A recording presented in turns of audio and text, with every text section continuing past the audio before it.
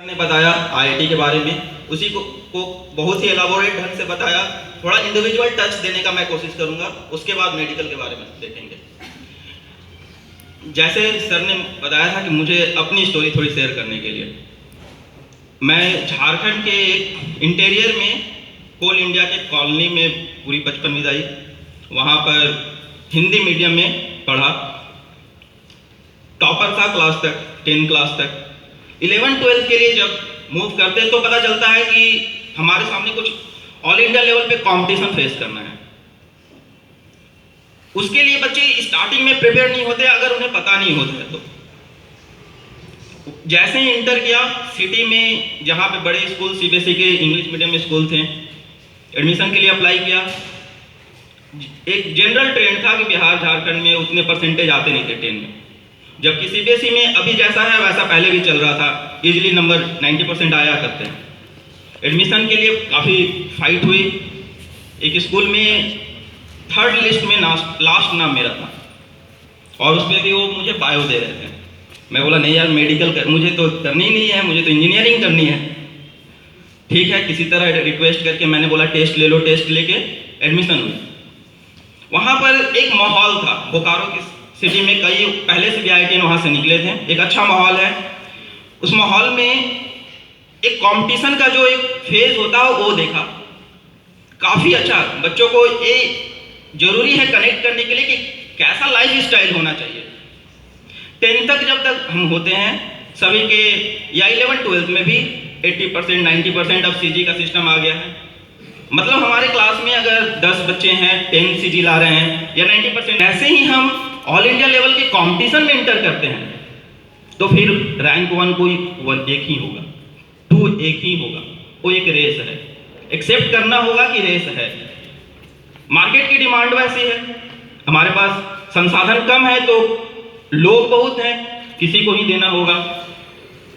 Importance होती है यहाँ पे कंपटीशन की कि कोई एक ही रैंक 1 होगा, और जो जहाँ पे जैसे सर बहुत सारे शॉर्टलिस्ट कटअप की बात कर रहे थे, उस कटअप पे भी एक ही बंदा होगा, उसके आगे बहुत भीड़ होगी, यानी फाइट करनी तो बनती है।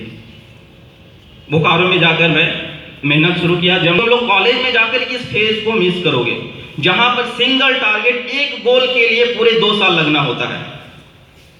एक ही एक्सपेक्टेशन पेरेंट्स के होते हैं, इंस्टीट्यूट के होते हैं, हमारा भी अगर वही हो जाए तो सक्सेस तो मिलना ही है। At the end of the day वहां से जो मैं निकला अपने स्कूल में, जहां मेरी एडमिशन नहीं हो रही थी, बोर्ड में टॉप किया। आईआईटी आज तक कोई किसी ने नहीं निकाला था स्कूल से, मैंने आईआईटी निकाला। फिर कानपुर की स्टोरी बताता हूँ। देखो, जो इतने अधिक मेहनत करके वहां पे जो लाइफ स्टाइल मिलती है उस सब वसूल हो जाता है। मतलब जितना भी खुद को तपाओ, सबकी वसूली कॉलेज लाइफ है। एक सिक्योर लाइफ है, आगे का जो भी फ्यूचर होगा उसकी गारंटी है कि हाँ एक अच्छी जॉब मिल जाएगी, सोसाइटी में रेपुटेशन है, हर चीज मिलने वाला है वहां से। बट उसके लिए जो स्ट्रगल फेज है वो टफ है। 1% सर बताते 0.5% उतने बच्चे, यानी हजारों में कुछ बच्चे, हजारों में एक का चांस है कि अच्छे रैंक से वो निकलेगा, यानी हजारों में एक बनना पड़ेगा। बट जो भी मेहनत है उसे वसूल कर सकते हैं कॉलेज में। इस प्रेरणा से, इसी उत्साह से करना है कि इसके बाद जो होगा 2 साल के बाद, वो फेज बहुत ही सुनहरा होगा, उसमें खुद को झोंक देना है। 2 साल जम के मेहनत, कुछ नहीं, एक पार्टिकुलर सर्कल हो जहां पे खुद अपने माइंडसेट वाले लोग हों, अपने जैसे लोग हों, एक ही फोकस के लिए सभी लड़ रहे हों, एक ही गोल के लिए सब तैयारी कर रहे हों, तो होता है कि आपस में कंपटीशन से भी इंप्रूवमेंट होता है। सभी के सभी एक ग्रुप में ही सभी अच्छा परफॉर्म कर जाते हैं, ये बहुत जरूरी है। फिर कॉलेज में लाइफ स्टाइल देखिए, जैसे सर भी बता रहे थे, बहुत ज्यादा अपॉर्चुनिटीज होती है, हर टाइप का जो आपको इंटरेस्ट है सब वहां कर सकते हैं। अपने बारे में अगर बताऊं तो मैं कानपुर में बच्चों से सबको खेलने कूदने की बहुत होता है कि चलो खेले कूदे, एडवेंचर के शौक होते हैं। वहां पर स्कीइंग के एक एडवेंचर क्लब था, एडवेंचर क्लब ज्वाइन करके हिमालय पे स्कीइंग करने चला गया। साइकिलिंग करने हिमालय में, सिक्किम में जा रहे हैं। सोचिए अपॉर्चुनिटीज कितने हैं, जो आप चाहते हो हर टाइप के, अगर टेक्नोक्रेट हो, रोबोट्स बनाना चाहते हो, उसके सारी फैसिलिटी मिलेगी। सब उसे पढ़ाने वाले सीनियर्स होते हैं। प्रोफेसर अपने कोर्स स्टडी को प्लान करके छोड़ देते हैं, बाकी बच्चे ऐसे ही इंटरैक्ट करते हैं कि सबका ओवरऑल डेवलपमेंट बहुत अच्छा होता है। आईटी में बेनिफिट ये भी मिलती है कि एक बहुत अच्छा हाई क्वालिफाइड लोगों का एक नेटवर्क बनता है, जो कि खुद के अपनी अपनी कंपनी खोल रहे हैं। आपके जो सीनियर हैं बड़े बड़े कंपनीज में हैं, वहीं पे जैसे फिजिक्स की अगर स्पेसिफिक बात करो तो एससी वर्मा सर बहुत फेमस हैं। सभी बच्चे एससी वर्मा सर की बुक बनाते हैं, वहां पर वो आईटी के प्रोफेसर हैं। उनसे इंस्पिरेशन मुझे पढ़ाने की मिली थी। फर्स्ट ईयर में कंपलसरी था कि आपको फिजिकल एक्टिविटी में पार्टिसिपेट करना है। क्रिकेट ज्वाइन किया, उसमें खेला। सेकेंड ईयर से आपको फ्री थे कि कुछ भी कर सकते हो, तो मैंने एनएसओ ज्वाइन किया, जो कि एससी वर्मा सर का एक ग्रुप था, जो कि गांव के बच्चों को पढ़ाया करते थे। गांव के और जो आईटीज के स्टाफ थे उनके बच्चों को। इतना अच्छा माहौल था, लगा कि यार टीचिंग सही में एक सेटिस्फैक्टरी जॉब हो सकती है। मैं गांव में शाम को जाता था, 3 सेमेस्टर पढ़ाया था उसमें, फिर अपने प्रोजेक्ट्स में लग गया था। गांव में साइकिल से शाम को जाया करता था। एक बार की बात है कि एससी वर्मा सर नीचे दरी पे बैठ के 5 बच्चों को घेरे हुए कुछ घड़ी पे समझा रहे थे। मैं बोला सर मेरी क्लास है, तो बोले 5 मिनट वेट करो, उसके बाद करना। वो बिल्कुल ही आम से बच्चे हैं, कोई वैसे कंपटीशन की तैयारी नहीं करनी है उन्हें जस्ट बोर्ड के लिए कुछ पढ़ाना था। मैं बोला कि ठीक है सर। फिर मैं क्लास लेने लगा, सर पीछे बैठ गए। सर एक बच्चे ने क्वेश्चन पूछा, मेरे पसीने छूट गए, मुझसे कुछ नहीं बना। फिर सर ने कुछ हिंट किया, बना दिया। सर जब चले गए फिर बच्चे पूछते भैया क्या हुआ था आपको? मैं बोला कि मंदिर में अगर कोई मूर्ति हो ना तो उसके सामने पूजा करना बहुत आसान है, अगर सही में साक्षात भगवान आ जाए तो नहीं होगी। हम लोग जब जिस दौर में 11th-12th में प्रिपरेशन किए थे, एससी वर्मा सर को भगवान मानते थे, और सामने वो खड़े हैं और उनके सामने अगर मैं पढ़ाऊं हो ही नहीं सकता था। बट उस मोमेंट से मुझे काफ़ी इंस्पिरेशन मिला कि नहीं, ये जॉब में कितना ज़्यादा सेटिस्फैक्शन है। ठीक है, कॉलेज की लाइफ कंप्लीट हुई, जॉब लगी, सबकी जॉब लग जाती है। ये सिक्योर होता है कि आप पढ़ो ना पढ़ो, आईआईटी में एंड में सारे एग्जाम्स क्लियर कर लो, जॉब तो होगी। रिलायंस चला गया, रिलायंस इंडस्ट्री जामनगर में जॉब लगी। वहाँ पे लाइफ स्टाइल देखा, देखिए इंपॉर्टेंस क्या है। रिलायंस के जो मैनेजिंग डायरेक्टर हैं मुकेश अंबानी, उनके बारे में पता चला कि वो भी आईटी की कोशिश कर रहे थे बट नहीं हुई थी। फिर पुणे के किसी कॉलेज में किया और केमिकल इंजीनियर हैं। सोचिए बड़े बड़े, और अभी एक वीडियो में दिखाऊंगा नारायण मूर्ति की, वे भी करते हैं कि उनके बेटे की भी एडमिशन आईटी में नहीं हुई। तो एक जो कंपटीशन है बहुत ही फेयर है, सबको इक्वल प्लेटफॉर्म मिलता है, बस रिक्वायरमेंट है तो एक डिटर्मिनेशन की, हार्ड वर्क की। रिलायंस में जाकर भी वहाँ पे मैं स्कूल में जनरली पढ़ाया करता था, वहाँ के एक देखा कि ठीक है वहाँ पे है। फिर एक स्टेज पे ऐसा है कि नहीं मैं इस जॉब के लिए नहीं हूँ, कुछ टीचिंग वाला फिर याद आया कि एससी वर्मा सर की क्लास बहुत अच्छी हुआ करती थी। फिर उसके बाद इस फील्ड में आया, काफ़ी अच्छा है। बच्चों को एक देख के लगता है कि डायरेक्ट रिजल्ट है, आप पढ़ा रहे हो, उन्हें समझा रहे हो, और उसके बाद चेहरे पर एक स्माइल दिखती है, बच्चे को समझ में आ गया वो अचीवेबल तो है ही नहीं, सब कुछ अचीव किया जा सकता है अगर हार्ड वर्क किया जाए तो। अब मेडिकल पे आता हूँ, फर्स्ट स्लाइड। तो मेडिकल प्रोफेशन में सभी को पता है कि एंड रिजल्ट है आपको डॉक्टर बनना। जैसे आईटी में एक वर्सेटाइल है कि आप किसी भी फील्ड में जा सकते हैं, इसमें है डॉक्टर है और डॉक्टर से रिलेटेड जो भी रिसर्च है उसमें आप पार्टिसिपेट कर सकते हो। इस डॉक्टर के बारे में क्या होता है, लाइफ स्टाइल कैसी है, ऐसे बताने की किसी को जरूरत नहीं है, सभी डेली लाइफ में डॉक्टर से मिलते होंगे। डॉक्टर भगवान का रूप होता है, सभी को पता है।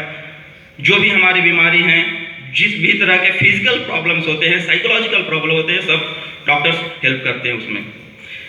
ये जो जॉब है ग्लोबली रिस्पेक्टेड है, दुनिया के किसी भी कोने में जाए डॉक्टर की रिस्पेक्ट होती है। वो हर स्टेज पे हमारे फिटनेस के लिए, हमारे मेंटल फिटनेस के लिए, फिजिकल फिटनेस के लिए हमारे साथ होता है। और इसमें जो कॉमन ट्रेंड है मार्केट में अभी देखा जाए तो बहुत सारे ऑप्शंस हैं। एलोपैथिक मोस्ट पॉपुलर है, आयुर्वेदिक है, नेचुरोपैथी है, होम्योपैथी है, डिफरेंट है। बट जो मेन फाइट है और जो मोस्ट पॉपुलर है इसलिए उसकी डिमांड भी ज़्यादा है, उस पर कॉम्पिटिशन है, जो कि एलोपैथिक में डॉक्टर बनते हैं, एमबीबीएस। तो जो मेन डॉक्टर का पर्पस है कि लोगों की रिक्वायरमेंट वैसी है, इसलिए डॉक्टर की डिमांड ज़्यादा है। हमारे करेंट सिचुएशन में इंडिया का देखा जाए तो डॉक्टर की जो ह्यूज स्कार्सिटी है, जितनी डिमांड है उतनी सप्लाई नहीं है। हर जगह पे गवर्नमेंट भी न्यूज़ में बोलते रहती है कि हर जगह पे कमी है, सरकारी अस्पताल हो, सदर अस्पताल हो, जितने डॉक्टर होने चाहिए उतने हैं नहीं, यानी डिमांड बहुत ज़्यादा है, सप्लाई कम है। तो इसलिए जो लोग भी चाहते हैं कि वो एक तो सिक्योर जॉब है जहाँ पे जॉब मिलनी ही मिलनी है, तो सबको सभी चाहते हैं जाने के लिए, लेकिन जो लिमिटेशन है वो गवर्नमेंट की ऑब्वियसली इंफ्रास्ट्रक्चर है कि मेडिकल कॉलेजेस ही कम है। अभी इस सिचुएशन में अगर देखा जाए इंडिया में 20,000 में एक डॉक्टर है, देखिए बहुत ज़्यादा डिफरेंस है, तो इसलिए डॉक्टर की रिक्वायरमेंट है। अब इसके बाद अगर डॉक्टर आप बन जाते हैं तो बेनिफिट्स क्या क्या है? जॉब सेटिस्फेक्शन बहुत हाई है। अब पर्सन से डील करते, कोई बीमार आदमी से डील करते हो, अगर किसी सिचुएशन में वो मरने वाला था, आपने उसे बचा लिया, तो इससे बड़ी सेटिस्फेक्शन क्या हो सकती है? हर स्टेज पे वो बंदा, किसी को अगर आपने लाइफ दिया, जीवन भर आपको आपकी पूजा करेगा। तो जो सेटिस्फेक्शन है बहुत अधिक है, रेपुटेशन मार्केट में बहुत अधिक है, सोसाइटी में सभी डॉक्टर की रिस्पेक्ट करते हैं, सबकी जरूरत होती है डॉक्टर से। दूसरा है कि जो ग्लोबली भी देखा जाए इंटीग्रेटेड सिस्टम होते हैं, एक डॉक्टर का डिमांड कहीं और होता है, कंसल्टेंट पे वहां जाते हैं, तो डिमांड मार्केट में भी बहुत अधिक है। थोड़े से प्रॉब्लम्स भी हैं कि जो उनकी लाइफ स्टाइल है काफ़ी हेक्टिक है, इमरजेंसी सिचुएशन भी हमेशा तैयार होना होता है, कभी भी कॉल आ सकता है। दूसरा कि जो एडमिशन के लिए, डॉक्टर बनने के लिए जो कंपटीशन हो, कट थ्रोट कंपटीशन, बहुत अधिक कंपटीशन है, सीट्स बहुत ही कम हैं, और लोग पार्टिसिपेशन, बच्चे जो पार्टिसिपेट करते हैं उसमें बहुत ही ज़्यादा है। तो इसमें जो कंपटीशन है उसके बारे में कुछ डिस्कशन करेंगे। अपने पास ऑल इंडिया लेवल पे जो मेजर एग्जामिनेशन है, पहले तो बहुत सारे हुआ करते थे, अब 3 हो रह गए हैं, एम्स, नीट और एक जिपमर अपना एग्जाम लेता है। ठीक है, एक थोड़ी सी एक लिस्ट है जहाँ पे एक फर्स्ट में है जो लाइन है, एक कि अगर आपको देखा गया है कि ये टॉपर का स्टेटमेंट है, एम्स के टॉपर का एक स्टेटमेंट है कि अगर बायोलॉजी पढ़ते हुए आपकी क्यूरियोसिटी बढ़ जा रही है और आप जानना चाहते हैं कि जो ह्यूमन बॉडी है कैसे फंक्शन करता है, या उससे रिलेटेड रिसर्च आपको एक्साइट करते हैं, तो एमबीबीएस आपके लिए बहुत अच्छा कैरियर ऑप्शन हो सकता है। तो ये जरूरी है, सबको पता है कि इसमें पीसीएम कॉम्बिनेशन होता है, physics, chemistry and bio. Biology most 50% weightage biology का ही होता है, तो बायोलॉजी जरूरी है कि आपके इंटरेस्ट में हो, तब जाके आप मेंटेन कर पाओगे। वरना 10th के बाद आपके पास ऑप्शंस होते हैं, या तो साइंस में अगर इंटर करना है तो मैथ्स लो या बायो लो, मैथ्स लेके आप इंजीनियरिंग लाइन में जाओगे, बायो लेकर मेडिकल में जरूरी है क्योंकि इसका वेटेज ज़्यादा है, 1/3, जबकि मैथ्स का वेटेज 1/3 होता है, इसमें 1/2 होता है बायो का वेटेज।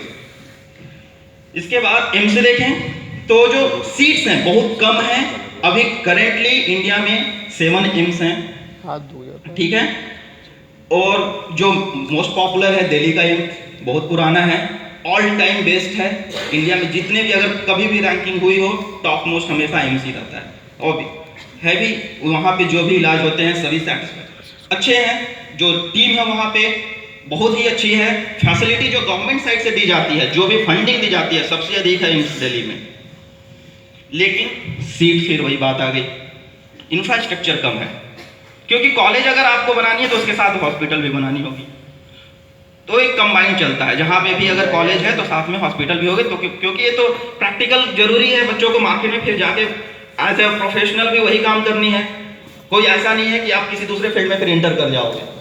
तो एम्स में 100 सीट जो दिल्ली वाला है जो टॉप मोस्ट है, फिर जिपमर है जिसमें करीब 150 सीट्स हैं पुणे में, उसके बाद बहुत सारे नीट से आने वाले सारे कॉलेजेस हैं, जहाँ मौलाना आज़ाद मेडिकल कॉलेज है, IMS BHU के में मेडिकल कॉलेज है, FMC आर्म फोर्सेस वालों की एक मेडिकल कॉलेज है। एवरेज सीट अगर देखा जाए राउंड ऑफ सब में 100 के आसपास होता है, ठीक है। अब डिटेल में थोड़ा एम्स के बारे में देखते हैं कि जो सबसे पुराना कॉलेज है एम्स दिल्ली वाला, इसमें जो माना जाता है कि ये पूरे वर्ल्ड का मेडिकल फील्ड का अगर कोई टफेस्ट एग्जाम है तो एम्स है, और ये टफेस्ट किस तरह हम डिफाइन करते हैं, तो सक्सेसफुल रेशियो कितना, कितने बच्चे पार्टिसिपेट किए थे एंड कितने लोगों ने क्वालिफाई किया। यहाँ पे वो रेशियो बहुत ही ज़्यादा है। यहाँ 1.5 में से करीब 700 बच्चों का सिलेक्शन होता है। ये भी अब बढ़ गया है जब से नए एम्स आ गए हैं। पहले केवल 35 हुआ करती थी, जो कि बहुत ही ज़्यादा था। बहुत ज़्यादा डिफरेंस था कितने बच्चे आ रहे हैं और कितना का सिलेक्शन हो रहा है। तो यहाँ पर अब 1.5 में 700 बच्चों का सिलेक्शन है, यानी 0.5% से भी कम। 1000 में एक वाली बात है यहाँ पे, जो कि अगर दिल्ली में एडमिशन लेना है। इसके बाद है इंट्रेंस एग्जामिनेशन। अगर देखा जाए इस बार का एक करेंट अपडेट आया है कि जो भी एम्स के एग्जाम होंगे ऑनलाइन बेस्ड होंगे। वेटेज अगर देखा जाए सब्जेक्ट का, तो फिर से इसमें एक थोड़ा सा चेंज ये है कि इसमें जनरल नॉलेज के भी 20 क्वेश्चंस पूछे जाते हैं। बट इसके लिए ऐसा नहीं है कि आप जनरल नॉलेज की अलग से पढ़ाई करनी हो, वो कोई फिक्स सिलेबस नहीं है। आप जस्ट अवेयर रहो जो भी हो रहा है आपके सराउंडिंग में। 10th तक आपने जो पढ़ा है, अगर साइंस अच्छा है, सोशल साइंस अच्छा है, तो सब आप उस जनरल नॉलेज को कर लोगे। जो फिजिक्स है, केमिस्ट्री है, बायो है, इंपॉर्टेंट यही है। एवरेज देखा जाता है, बायो में बच्चे अच्छे परफॉर्म करते हैं, सबका एक जैसा है। फिजिक्स लैग हो जाता है हर जगह पे। फिजिक्स का टीचर होने के नाते मुझे पता है कि क्या होता है बच्चों के साथ। जैसे ही 10th से 11th में आते हैं, उसमें स्टार्टिंग में जो मैथ्स होता है फिजिक्स को सॉल्व करने के लिए, उससे डरते हैं और उसके बाद वो जो डर है पूरे 2 साल के लिए हो जाता है और वहीं पे लैग कर जाते हैं बच्चे। आपको एक कॉन्फिडेंस के साथ स्टार्ट करनी है कि कुछ नहीं, जो भी बेसिक मैथ्स है फिजिक्स की क्लास में बताई जाती है कि स्टार्टिंग में कि क्या क्या मैथ्स के रिलेटेड टर्म्स आपको आएंगे, आपके भी सिलेबस में हैं। अगर उस पर कमांड है तो फिर 2 साल डरने की बात नहीं। मेन होता है कि बच्चे डर जाते हैं, इस कारण उसमें फिर परफॉर्म नहीं कर पाते हैं। सबसे अगर हो रहा है तो आप भी कर सकते हो। अगर जो इंजीनियरिंग लाइन में जो गए हैं बच्चे, वो भी तो आप ही के साथ 10th में पढ़े थे, वो अलग कैसे कर सकते हैं? वो जिस लेवल पे मैथ्स 11 12 पढ़ रहे, वो यहाँ पर नहीं पूछा जाता है। एक बेसिक मैथ्स जो कि 10th तक है और कुछ कॉन्सेप्ट फिजिक्स में भी बता दिए जाते हैं। अगर वो क्लियर है तो आप इजीली सॉल्व, आप फिजिक्स पे कमांड हासिल कर सकते हो, कोई प्रॉब्लम नहीं होगी। नेक्स्ट एग्जाम जो कि कॉमन सारे आईआईटी, सारे मेडिकल कॉलेज के लिए अब हो गए हैं, नीट। अभी से पहले तक हर गवर्नमेंट कॉलेज, हर प्राइवेट कॉलेज का एक मोस्टली देखा जाता है एक स्टेट लेवल पे है, प्राइवेट अपना ले रहे हैं। बहुत ही अलग अलग डिफरेंट एग्जामिनेशन होते थे। गवर्नमेंट ने देखी कि इसमें करप्शन के चांसेस बहुत ज़्यादा है, बहुत लोग डोनेशन से एडमिशन ले रहे हैं, कोई कंट्रोल नहीं था उनका। तो उन्होंने डिसाइड किया कि कॉमन प्लेटफॉर्म हो, सबको एक जैसा एग्जाम हो, उसके बाद एडमिशन हो। तो सीबीएसई ने नीट बनाया और उसमें जो पहले 90 स्टेट और प्राइवेट एग्जामिनेशन होते थे उसको रिप्लेस कर दिया। 90 एग्जामिनेशन बंद हो गए, एक एग्जाम अब हो रहा है। तो जो भी कॉम्पिटिटर थे अलग अलग स्टेट में, सब अब एक एग्जाम देंगे। अगर उसमें आपको अच्छा परफॉर्म करना है तो फिर अब प्रिपरेशन भी वैसी होनी चाहिए।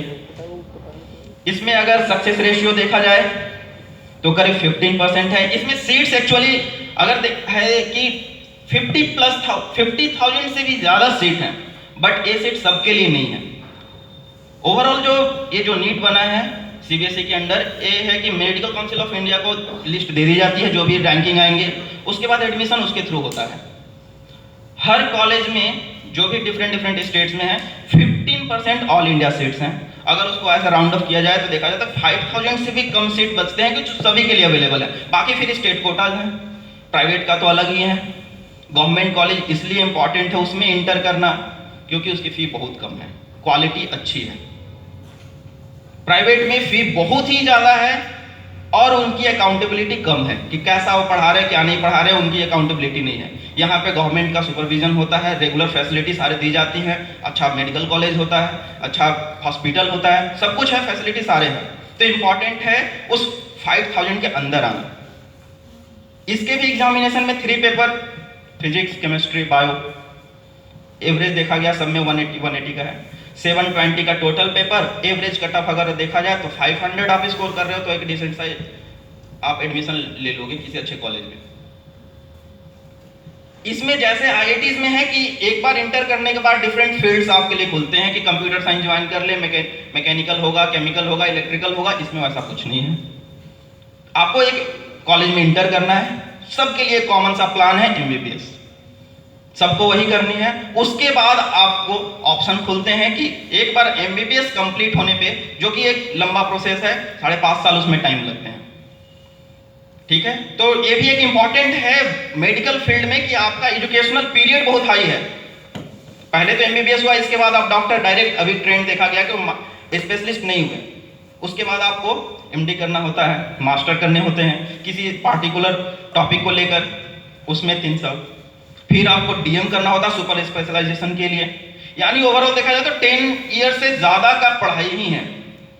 तो ये भी एक अगर देखा जाए डॉक्टर्स के लिए, तो एक होता है कि खुद को अगर मोटिवेट करना तो इन सब फिगर्स को लेकर चलना है। ये नहीं कि बाद में वहां पर चलकर आप गिव अप कर दो। आपकी पढ़ाई अगर डॉक्टर लाइन में आनी है, अगर मेडिकल में प्रैक्टिस करनी है कुछ, तो 10 ईयर का तो एक टारगेट लेके चलना होगा। और हर स्टेज पे कंपटीशन है।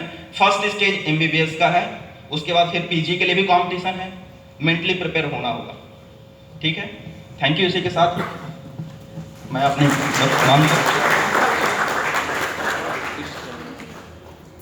जो मैं बता रहा था, नारायण मूर्ति की भी एक क्लिप है।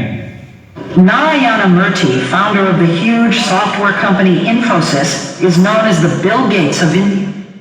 It's very easy to lose hope in this country. It's very easy to set your aspirations low in this country.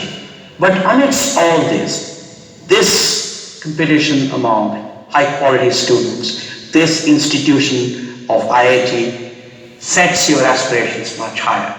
Now, what about your own son?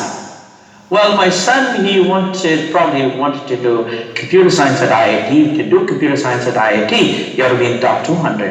And he couldn't do that, so he went to Cornell instead. Think about that for a minute. A kid from India using an Ivy League university as a safety school. That's how smart these guys are. I do know cases where students who put into computer science at IITs, they have brought in scholarship, I didn't take